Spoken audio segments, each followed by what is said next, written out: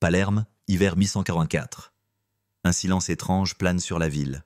Les ruelles habituellement bruyantes sont figées, les cris des marchands étouffés, les chants des églises suspendus. Il n'y a que le vent qui souffle entre les murs de pierre, chargé d'un pressentiment lugubre.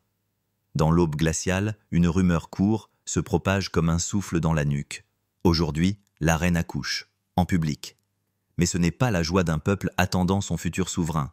C'est une fascination macabre, une angoisse collective, un événement que même les plus anciens ne peuvent se rappeler avoir vu. Car ce qui va se produire dans les heures à venir n'a rien d'un accouchement royal classique.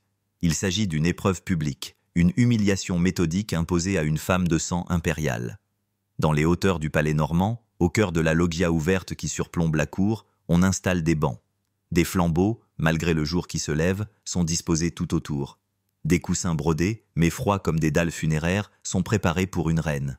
Non pas pour qu'elle s'y repose, mais pour qu'elle y accouche, à la vue de tous. Constance de Sicile, impératrice du Saint-Empire romain germanique, épouse de l'ambitieux Henri VI, est enceinte à 40 ans. Trop tard, disent les mauvaises langues. Trop improbable, trop stratégique. Cela fait des années que le couple n'a pas d'enfant. Et soudain, à l'heure où l'Empire vacille, elle attend un héritier. Trop parfait pour être vrai. Les murmures se sont transformés en accusations. Les accusations, en soupçons d'État. On raconte qu'elle aurait dissimulé une grossesse. Ou pire, qu'elle aurait fait enlever un enfant paysan pour le substituer au berceau impérial. Il faut dire qu'elle est la dernière héritière de la maison de Hauteville, la Sicile étant déjà convoitée par des puissances étrangères. Un fils renforcerait la dynastie de son mari, et pour beaucoup, cela seul suffit à la rendre coupable. Alors Henri VI, inflexible, a tranché. Pour faire taire les rumeurs, pour écraser les calomnies, pour imposer la vérité par la chair et le sang, l'accouchement de Constance aura lieu devant témoins.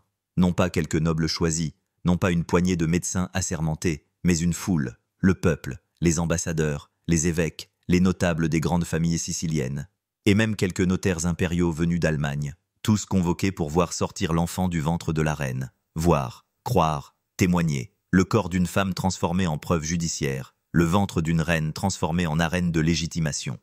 Au petit matin, des centaines de personnes convergent envers la cour du palais. Les gardes repoussent les curieux, mais une sélection a été faite. Ceux qui entreront devront jurer de relater ce qu'ils auront vu. Certains espèrent un scandale, d'autres une révélation. Tous, sans exception, sont attirés comme des papillons vers la flamme d'une scène historique inédite. Et pendant ce temps, dans la chambre glaciale transformée en salle de théâtre vivant, Constance, pâle comme un suaire, se prépare. Ses mains tremblent. Ce n'est pas la douleur qui l'effraie, c'est le regard. Les regards. Elle ne sera pas une mère parmi d'autres. Elle sera une femme éventrée sous les yeux du monde. Un utérus politique, un ventre dont dépend la paix ou la guerre. Elle serre les dents. Les sages-femmes prient à voix basse. On ouvre les rideaux. La lumière crue du jour entre, mélange d'or et de givre. On lui défait sa robe impériale. On la couche sur les draps, non pas de soie, mais de lin rugueux. Ce jour-là, elle ne sera ni reine ni impératrice. Elle sera une simple femme, mais jugée par des milliers. Dans la foule, certains chuchotent encore. Et s'il n'y avait pas d'enfant? Et si elle criait, sans que rien ne sorte? D'autres haussent les épaules. L'Empire ne peut reposer sur une telle mascarade. Mais quelques femmes, au fond, baissent les yeux. Elles savent. Ce que subit Constance n'est pas un spectacle, c'est un supplice. Et tandis que les premières contractions la pliaient en deux, une rumeur traverse les couloirs comme un éclair. Le pape en personne a envoyé des émissaires pour entendre le premier cri de l'enfant. Car ce cri, ce petit cri humide et rauque d'un nouveau-né, deviendra peut-être celui d'un empereur à venir. Frédéric II, stupor mondi, l'étonnement du monde. Mais pour l'instant, il n'est rien qu'un fœtus, une idée, un doute. Et dans le silence oppressant de cette chambre ouverte sur la ville, Constance crie.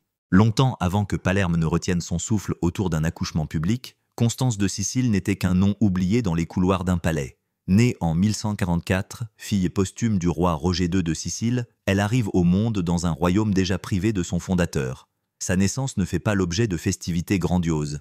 Pire, elle est presque ignorée, car elle est femme. Et dans un royaume convoité, instable, dirigé par des hommes en guerre, une fille représente plus un risque qu'un espoir. Très tôt, Constance est envoyée dans un monastère. Non pas pour être religieuse, du moins pas au début, mais pour être tenue à l'écart. Elle est trop noble pour être négligée, mais trop dangereuse pour être laissée libre. Les intrigues de cour sont nombreuses, les prétendants aussi. Alors, à mesure qu'elle grandit, elle devient la princesse oubliée, élevée dans le silence, nourrie de manuscrits, éduquée aux arts, mais tenue à l'écart du pouvoir. Une ombre royale. Pendant que les barons s'entretuent pour le contrôle de la Sicile, elle prie. Pendant que ses cousins revendiquent la couronne, elle observe. Et peu à peu, le monde l'oublie. Un jour, un chroniqueur écrira qu'elle avait fait vœu de chasteté, une invention probablement utile pour justifier sa réclusion. En vérité, ce sont les ambitions des autres qui l'ont rendue invisible. Mais le destin n'oublie jamais longtemps les sangs nobles. En 1184, Henri de Hohenstaufen, fils de l'empereur Frédéric Barberousse et futur empereur Henri VI, tourne les yeux vers le sud. L'Italie, morcelée, riche, est une tentation constante pour l'Empire germanique. La Sicile, perle de la Méditerranée, est sans héritier mâle direct.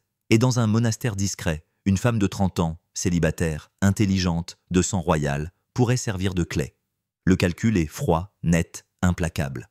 Un mariage entre Constance et Henri unirait les prétentions germaniques avec la légitimité normande. Ce serait un coup de maître diplomatique.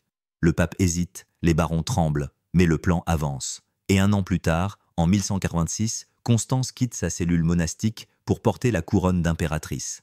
C'est une ascension vertigineuse, presque irréelle. De recluse à souveraine, de silence à stratégie. Elle épouse Henri à Milan, au cœur même du pouvoir impérial. La cérémonie est somptueuse, les chants s'élèvent, les alliances se tissent. Mais sous la surface, le piège se referme. Car Henri VI n'est pas un époux tendre. Il est jeune, froid, calculateur. Il n'aime pas Constance. Il n'a pas besoin de l'aimer.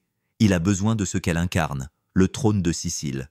Son corps devient alors un enjeu diplomatique. Son ventre, un territoire à conquérir. Sa dignité, une monnaie d'échange entre Rome, Palerme et Aix-la-Chapelle. Les années passent. Constance n'a pas d'enfant. Et le doute s'installe. Les courtisans murmurent « Elle est stérile. Elle a trop attendu. C'est le prix de ses années de solitude. » D'autres, plus cruels, insinuent qu'Henri lui-même la néglige. Peut-être ne la touche-t-il même pas. Peut-être ne veut-il pas d'héritier sicilien, juste de la Sicile. Mais Constance se tait. Elle supporte. Elle observe, encore une fois. Elle n'est plus une enfant dans un couvent, mais une reine dans un piège doré. Et lorsque, après de 40 ans, elle tombe enfin enceinte, le monde n'y croit pas. L'Empire soupire. La cour ricane. Et Henri, méfiant, ordonne que tout soit prouvé, surveillé, vérifié. Car si l'enfant est bien à lui, il pourrait devenir empereur. Mais s'il ne l'est pas, alors Constance serait une traîtresse, une comédienne de tragédie, une usurpatrice par la chair. Et voilà comment, d'une princesse oubliée, elle est devenue une reine suspecte. Et comment, après avoir été cachée toute sa jeunesse, elle se retrouve exposée, nue, vulnérable, sanglante, devant les yeux avides du peuple. Les cloches de Palerme sonnent l'heure de tierce. Le soleil d'hiver, pâle comme une hostie, perce à peine à travers les nuages.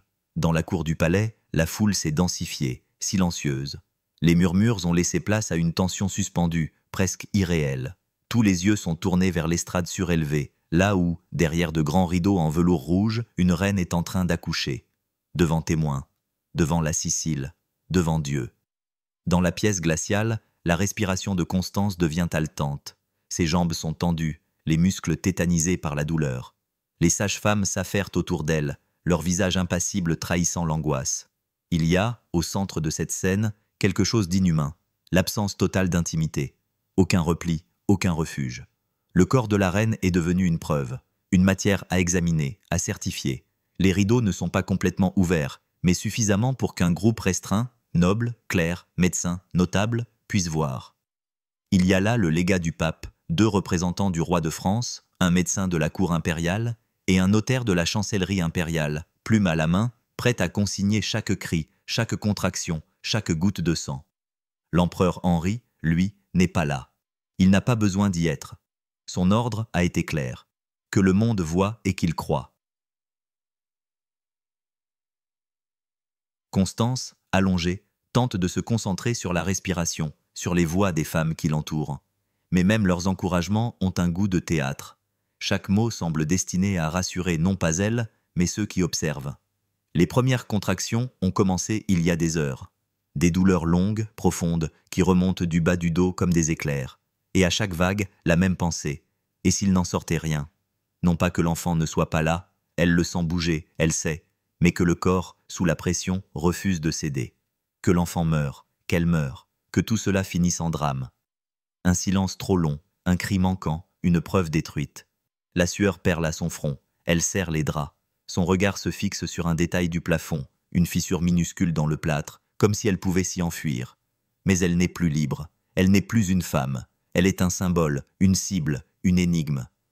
Autour d'elle, les murmures continuent. Le notaire lève la tête de temps à autre pour noter. 12e heure de travail. Forte contraction, poussée visible. Tout est réduit à des lignes sèches, techniques. Même ses cris sont comptabilisés. Et pourtant, dans ces cris, il y a l'histoire du monde. Car cet enfant n'est pas qu'un enfant. Il est le chaînon entre deux royaumes. L'ultime héritier de la maison normande. Le futur de l'Empire. Certains disent qu'il est destiné à être l'égal d'Alexandre. D'autres qu'il apportera la ruine. Mais avant tout cela, il faut qu'il naisse. Maintenant. Ici. Sous les regards. Un cri plus fort. Constance sent que le moment approche. Une poussée brutale. Son ventre se tord. Les sages-femmes s'agitent. L'une d'elles attrape les linges. Une autre glisse sa main. Il arrive. Le silence s'abat dans la pièce. Même les oiseaux dehors se taisent. Tous retiennent leur souffle. Et puis, un cri, aigu, fragile, authentique. Un cri d'enfant. Un vrai, un vivant. Un cri qui traverse les rideaux, franchit les murs, explose dans la cour. La foule tressaille. Certains se mettent à pleurer. D'autres murmurent « Loué soit Dieu ». Le notaire note fébrilement. À la 13e heure, un enfant mâle est né, entendu par tous. Les sages-femmes le présentent à Constance. Ses yeux se remplissent de larmes. Pas de bonheur, non. De soulagement, d'épuisement, de revanche. Elle embrasse le front mouillé du nouveau-né. Et dans ce baiser, elle murmure « Frédéric, mon fils, tu es né, ils devront croire. » Mais dans la foule, certains visages restent froids. Car si l'enfant est bien là, ce n'est que le début. Le cri avait retenti. Net, authentique, inoubliable. Dans la cour du palais, les regards s'étaient levés, les mains jointes, les prières improvisées. Un enfant mâle, né d'une reine, à Palerme, en public, sous les yeux de Dieu et des hommes. Mais une vérité, même exposée, ne suffit pas toujours à convaincre. Quelques heures après l'accouchement, alors que Constance repose, épuisée, l'enfant dans les bras, les premiers murmures reprennent déjà, rampant comme des serpents sous la pierre. Et si l'enfant avait été échangé au dernier moment? Et si ce cri avait été joué? Qui dit que ce nourrisson est vraiment sorti de son ventre? La nature humaine, lorsqu'elle a décidé de ne pas croire, ne se rend jamais à l'évidence. Elle trouve des failles, des angles morts, des doutes là où même la lumière est aveuglante. L'empereur Henri XVI, informé par ses émissaires, ne jubile pas. Il ne félicite pas sa femme, il ne se précipite pas à Palerme, il ne montre ni joie ni gratitude. Il se contente d'une phrase, envoyée par messager. Que les notaires préparent les attestations nécessaires. Froideur d'homme d'État, méfiance d'un époux, calcul d'un souverain. Et dans cette méfiance, un enfant à peine né est déjà un enjeu politique. Le berceau devient un trône miniature, les langes des bannières à venir. On ne voit plus un bébé fragile, on voit un prétendant, un héritier, un possible empereur ou un imposteur soigneusement placé. Constance, allongée dans la chambre qu'on lui a enfin rendue privée, observe son fils. Il dort paisiblement, ignorant le tumulte qu'il a déclenché en poussant son premier cri. Elle sait que sa mission n'est pas terminée, elle ne fait que commencer. Car l'avoir mis au monde ne suffit pas, elle doit maintenant le défendre. Déjà, des ambassadeurs étrangers quittent Palerme avec leur rapport. Le légat papal, silencieux depuis la naissance, fait envoyer une lettre secrète au Vatican. Les barons siciliens, quant à eux, restent divisés. Certains saluent la naissance d'un futur roi, d'autres regrettent qu'il soit né d'une alliance allemande. Ils murmurent « Cet enfant ne sera jamais des nôtres, il sera élevé en Germanie ».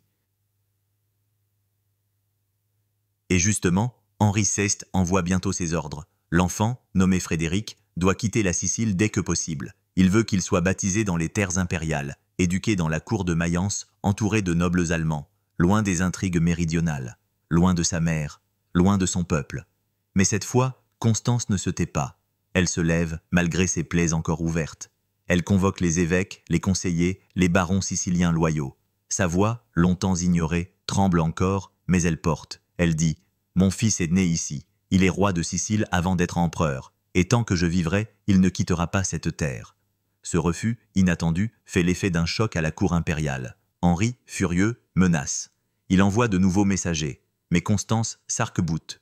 Pour la première fois, elle lutte à découvert. Non plus comme une épouse soumise, mais comme une reine souveraine. Elle fait rédiger un document officiel, signé par les notables de Palerme. L'enfant Frédéric, fils de l'impératrice Constance, a été vu, entendu, reconnu dans la salle d'accouchement publique du Palais Royal. Il est né de son ventre, à la 13e heure, le jour du Seigneur. Mais même ce document, scellé de cire et certifié par la main de l'archevêque, ne suffit pas à apaiser les soupçons venus du Nord.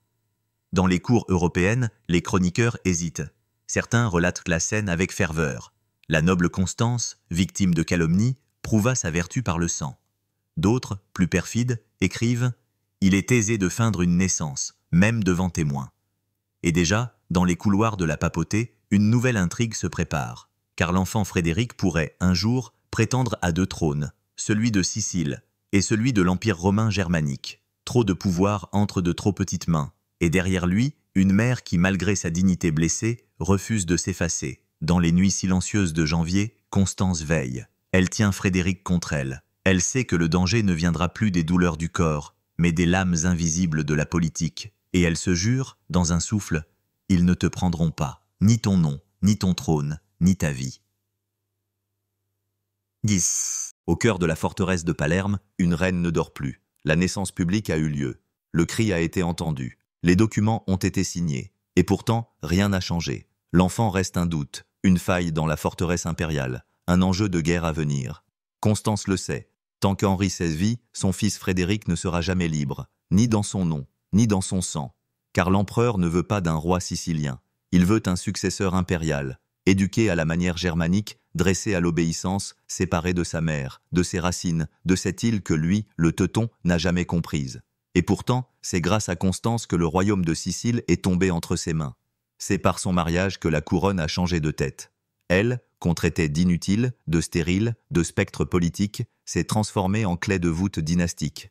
Et maintenant qu'elle a enfanté l'héritier rêvé, Henri veut la faire taire, la mettre à l'écart, rappeler Frédéric en Germanie, l'arracher à ses bras. Mais cette fois, elle ne se laissera pas faire.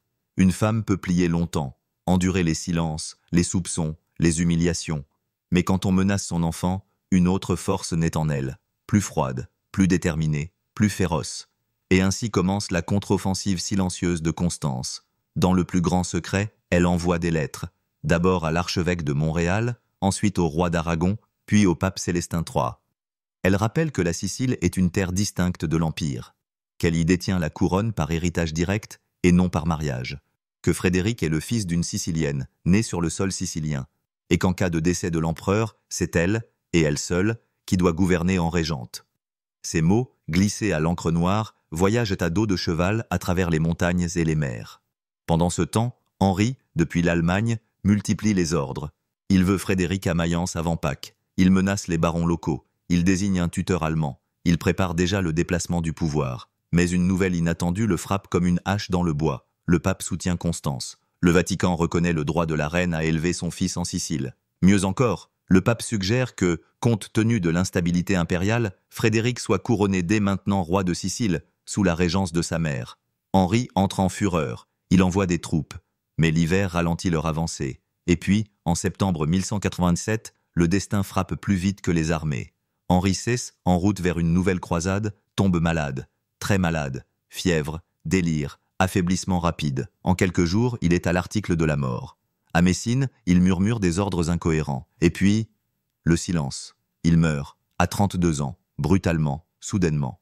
Dans le palais de Palerme, la nouvelle arrive à l'aube. Un souffle court dans les couloirs. Les serviteurs se figent, les courtisans échangent des regards. Et dans la chambre, Constance se lève. Elle ne pleure pas, elle ne tremble pas. Elle dit simplement « c'est maintenant ».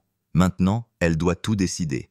Vite, frapper avant que les nobles impériaux ne s'organisent, avant que les barons allemands ne débarquent pour réclamer l'enfant, avant que la rumeur de la mort ne devienne une guerre de succession. Elle convoque les évêques, elle sort les archives, elle fait publier un décret royal. Frédéric, fils de Constance, est proclamé roi de Sicile. L'enfant a à peine 3 ans. Il est hissé, vêtu de soie, sur un petit trône d'or, sous les acclamations calculées de la cour. La reine-mère est proclamée régente unique et légitime. Puis, dans un acte d'une audace politique inouïe, elle rompt officiellement avec la couronne impériale. Elle envoie une lettre au pape. « Mon fils n'est pas l'héritier de l'Empire. Il est roi de Sicile. Il ne régnera pas sur les terres germaniques tant qu'il ne sera pas homme et qu'il ne l'aura choisi. » Ce geste, à lui seul, est une révolution. Une femme, une mère, défie l'ordre dynastique établi. Elle ne veut pas que son fils soit un outil impérial. Elle veut qu'il soit libre, sicilien et souverain. À peine le deuil impérial annoncé, Constance s'est levée comme une lame d'acier. L'empereur Henri VI venait de mourir dans l'humiliation d'une maladie soudaine. Mais en Sicile, la nouvelle a l'effet d'un séisme, car entre Rome, Palerme et l'Allemagne, le trône est vacant et les vautours tournent déjà. Pour les barons germaniques, c'est l'occasion rêvée de s'emparer de l'enfant roi, Frédéric, et de l'emmener dans le nord, pour le modeler selon les valeurs du Saint-Empire. Pour les grandes familles siciliennes, c'est le moment d'abattre la tutelle allemande. Et pour la papauté, c'est une chance rare, séparer à jamais la couronne impériale de celle de Sicile. Et au centre de ce cyclone, une femme seule, veuve, isolée, Constance. Mais elle n'a pas peur. Pendant des années, elle a été traitée comme une figure de décoration, un utérus utile, une épouse silencieuse. Mais aujourd'hui, elle parle. Et elle tranche. Son premier acte de régence est brutal. Elle fait arrêter Marcual de Capoue, gouverneur allemand envoyé par Henri, qui cherchait à organiser le transfert de Frédéric vers l'Allemagne. Il est destitué, jugé sommairement et banni de Sicile. Le message est clair, cet enfant appartient à son peuple. Elle révoque tous les fonctionnaires impériaux installés dans le royaume. Elle remplace les juges, les gouverneurs, les officiers. Elle centralise le pouvoir à Palerme. Elle établit une nouvelle chancellerie sous son propre nom. Mais elle sait que la force seule ne suffira pas. Le monde ne pardonne jamais à une femme seule de régner, encore moins pour un fils à peine sevré. Alors elle manie la plume autant que le glaive. Elle rédige des lettres, chaque nuit, couchée à la lueur des chandelles. Aux rois chrétiens, aux archevêques, aux républiques marchandes, aux villes lombardes. Elle construit un réseau de reconnaissance diplomatique autour de Frédéric. Tous devront admettre sa légitimité. Tous devront comprendre qu'il est le roi de Sicile avant tout, et non une pièce rapportée dans le jeu impérial. La papauté, qui déteste les ambitions germaniques, l'appuie avec discrétion. Célestin III meurt, et son successeur Innocent III, un tacticien redoutable, s'intéresse de près à ce garçon couronné trop tôt. Il y voit un levier, une clé, mais aussi un danger potentiel. Constance le sait. Alors elle décide d'aller plus loin encore. Elle scelle le sort de son fils dans un acte irrévocable. En février 1188, quelques mois seulement après la mort d'Henri, elle fait rédiger son testament. Dans ce texte solennel, émouvant, implacable, elle expose tout. Frédéric, né à Palerme, est l'unique roi légitime de Sicile. Aucun pouvoir étranger ne peut revendiquer la tutelle sur lui. À sa mort, c'est le pape Innocent III qui en deviendra le protecteur spirituel, non pas l'Empire. Et enfin, nul ne pourra jamais unir la couronne de Sicile à celle du Saint-Empire, sans risquer l'anathème. C'est un coup de maître. En liant le destin de son fils au Vatican, elle neutralise les ambitions germaniques et s'achète une paix fragile. Mieux encore, elle ancre la Sicile dans l'indépendance. Le testament est envoyé à Rome, recopié, scellé, puis diffusé dans toutes les cours. Ce document, écrit par une femme mourante, va façonner le destin politique de l'Italie pour des générations. Car oui, Constance le sait, elle est malade. Les mois qui ont suivi l'accouchement, le deuil, le pouvoir pris trop vite, l'ont épuisée. La fatigue ne la quitte plus, ses mains tremblent, son souffle est court, les médecins murmurent, les serviteurs baissent les yeux. Mais elle ne recule pas. Chaque jour, elle serre Frédéric contre son cœur. Elle lui chante des berceuses, elle lui montre les cartes, elle nomme les visages des ennemis, elle lui répète, presque comme une prière, « Tu es né dans la honte, tu régneras dans la grandeur ». Elle sait qu'elle n'a plus que quelques semaines. Alors elle prépare un dernier serment. Novembre 1188. Les cloches de la cathédrale de Palerme sonnent, non pas pour une naissance ni pour une messe ordinaire, mais pour une veillée. Les rues sont calmes, anormalement silencieuses. Une rumeur, froide et douce comme le vent d'hiver, se propage de bouche en bouche. La reine est mourante. Dans sa chambre, au cœur du palais normand, Constance de Sicile repose sur un lit de bois sculpté. Elle n'est plus la femme de l'accouchement public, plus la régente de fer, plus la souveraine redoutée. Elle n'est qu'une silhouette amaigrie, le visage blême, les mains posées sur un drap blanc qu'elle ne soulève presque plus. Son souffle est court. Chaque mouvement semble coûter un royaume. Pourtant, dans son regard, il reste une étincelle. Non pas de peur, mais de détermination. À ses côtés, les plus fidèles se relaient. L'archevêque de Montréal, la nourrice de Frédéric, le scribe qui a recopié, de sa propre main, le testament sacré. Et au pied du lit, dans un silence qui semble défier l'enfance, Frédéric lui-même, âgé de 3 ans, trop jeune pour comprendre la mort, mais déjà assez éveillée pour sentir le froid étrange d'un monde qui change. Constance le fixe longuement. Elle ne parle plus depuis des heures, mais soudain, elle demande qu'on fasse venir l'archevêque. Elle a encore quelque chose à dire, quelque chose à léguer. Le prélat s'approche, courbé, presque tremblant. Il s'agenouille. Constance, dans un ultime effort, se redresse légèrement. Sa voix est rauque, presque éteinte. « Mon fils ne doit jamais être soumis à l'Empire. Il est sicilien. Il est libre. S'il doit devenir empereur, qu'il le fasse en homme, pas en otage. » Le scribe prend note. Chaque mot est pesé, sacré, comme une pierre posée dans les fondations d'un avenir incertain. Elle se tourne alors vers Frédéric, le caresse du bout des doigts et murmure. « Ne leur fais jamais confiance, ni au prince, ni au prêtre. Apprends à écouter le vent, pas les voix. Et souviens-toi que tu viens de moi. » Puis, comme si ces mots avaient clos le livre de sa vie, elle ferme les yeux. Quelques instants passent. Un silence de cathédrale. Puis, le souffle cesse. Doucement, sans cri, sans éclat. Constance est morte. Le lendemain, le testament est ouvert devant la cour. Sa teneur, déjà connue par certains, frappe comme un coup de tonnerre à Rome et au-delà. Car ce document, rédigé avec une précision politique presque prophétique, fait de l'Église elle-même le garant de la couronne de Sicile. Innocent III, récemment élu pape, comprend immédiatement l'enjeu. En acceptant cette responsabilité, il devient le protecteur direct d'un roi enfant. Et surtout, il empêche l'union de la Sicile et de l'Empire, ce cauchemar géopolitique pour la papauté. À Palerme, la nouvelle de la mort de Constance suscite un étrange mélange de tristesse et de crainte. Car avec elle disparaît le dernier rempart entre l'enfant et les ambitions du monde. Mais personne n'ose s'opposer à son testament, trop clair, trop solennel, trop saint. Frédéric, désormais roi sans mère, est confié à une garde rapprochée fidèle. Son éducation, sa protection, sa future régence, tout est organisé selon les volontés de la défunte reine. Il est baptisé selon le rite latin. Il est proclamé Frédéric Lumier, roi de Sicile. Et chaque nuit, dans la chambre vide qu'occupait sa mère, on allume une bougie, à la même heure, pour rappeler à tous. Ce trône est né d'un ventre blessé. Il ne sera pas arraché. Il n'a que 3 ans. 3 années à peine sorties du ventre d'une femme traquée. 3 années à peine bercées par les bras d'une mère qui avait déjà compris qu'elle n'aurait pas le luxe de le voir devenir un homme. Et pourtant, Frédéric de Sicile est déjà roi. Pas un roi de guerre, pas un roi de gloire, un roi de papier, de parchemin, de promesses. Un roi que l'on protège, que l'on cache, que l'on observe. Un roi au cœur des convoitises. Depuis la mort de Constance, le palais de Palerme n'est plus qu'un décor vide. Le pouvoir a changé de main. L'Église, comme prévu dans le Testament, a pris la charge spirituelle et politique de l'enfant. Le pape Innocent III, fin stratège, fait du petit roi une cause sacrée. Le protéger, c'est protéger la volonté divine. Le guider, c'est guider un futur messie, ou à défaut, contrôler une pièce maîtresse. Mais derrière les mots pieux et les bénédictions, la réalité est plus dure. Frédéric est envoyé à quelques lieues de Palerme, dans un couvent fortifié. Officiellement, pour sa sécurité. En vérité, pour l'éloigner du peuple, des barons, des souvenirs. Là, dans des pièces froides, au parfum d'encens et de cire, l'enfant est éduqué par des religieux. Il apprend le latin avant même d'écrire son nom. Il récite les psaumes avant d'avoir vu la mère. Il connaît les évangiles, mais ne se souvient plus du visage de sa mère. Ce qu'il apprend surtout, c'est à se méfier. Il grandit au milieu des messes basses, des rapports secrets, des silhouettes encapuchonnées.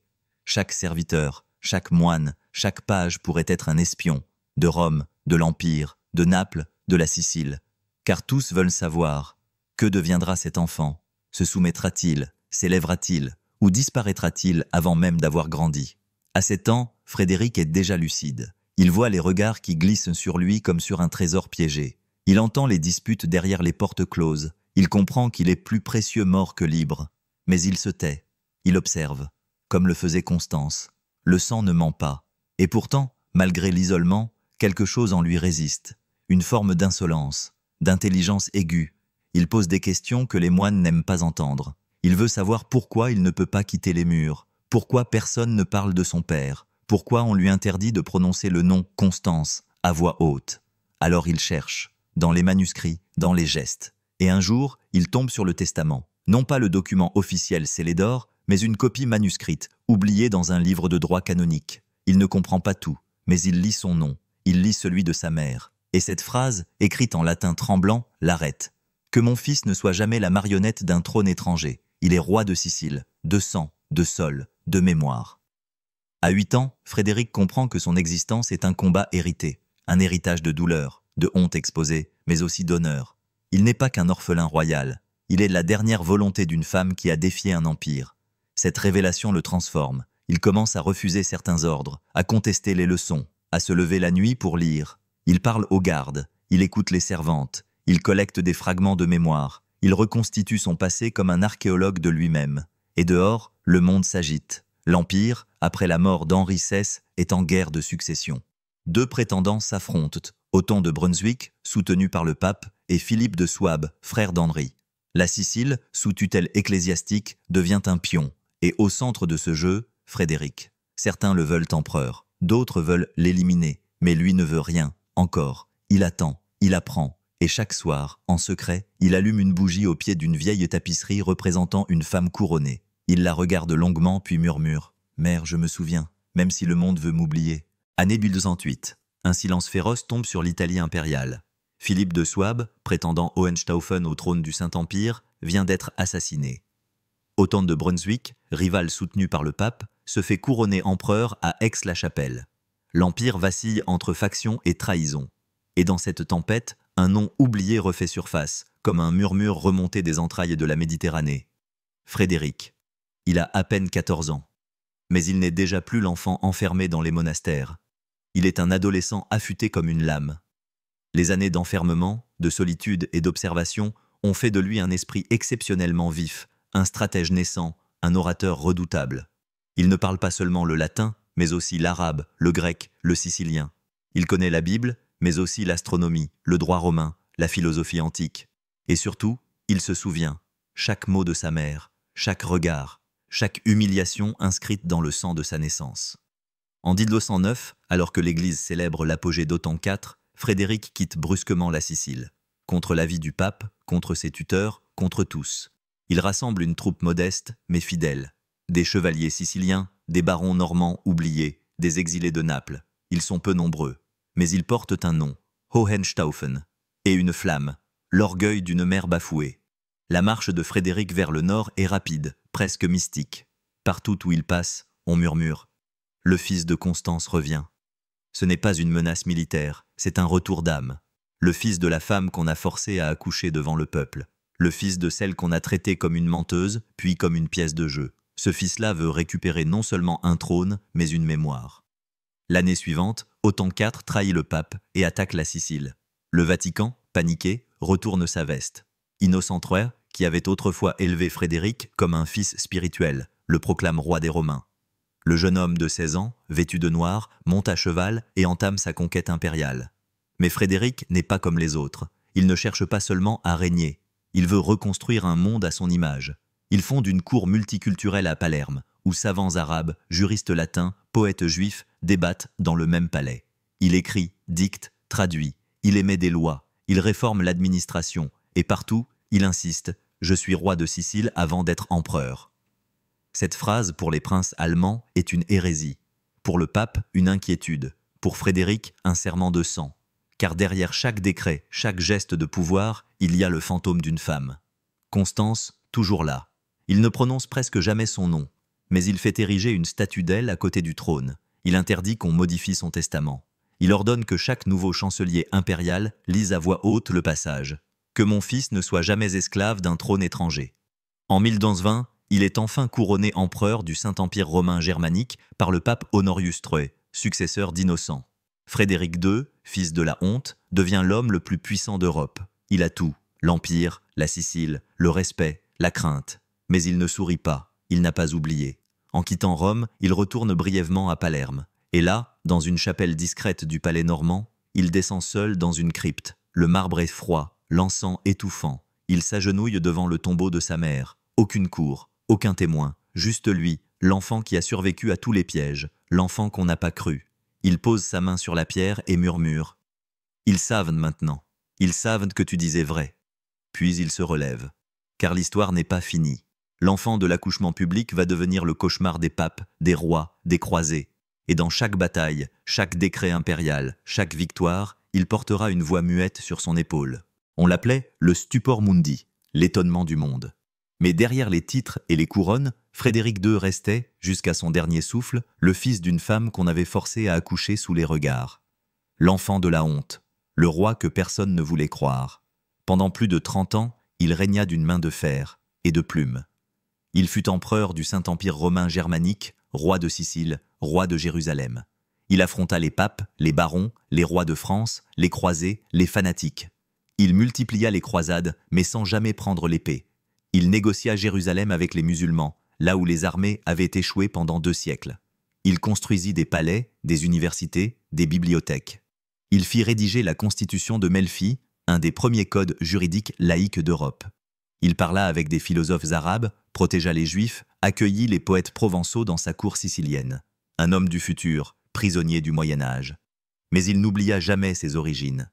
Chaque fois qu'un dignitaire prononçait une formule cérémonielle évoquant le fils de l'empereur Henri XVI, Frédéric corrigeait doucement.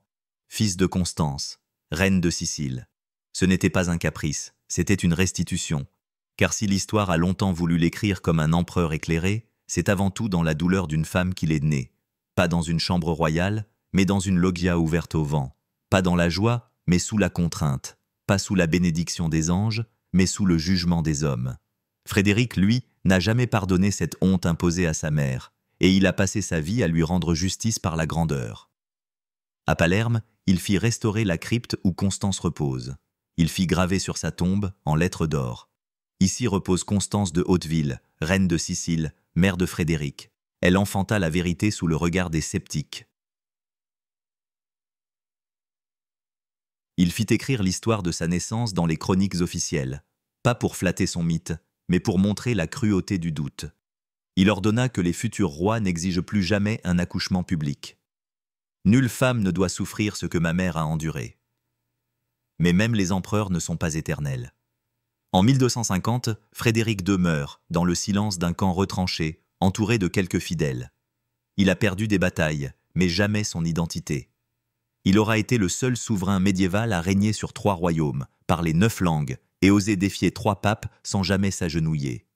Mais plus encore, il aura été le dernier homme d'État à avoir construit tout un règne autour d'une seule promesse murmurée sur une couche sanglante. Et aujourd'hui, quand on prononce son nom dans les livres d'histoire, on l'accompagne souvent d'admiration. Frédéric II, le plus moderne des empereurs médiévaux.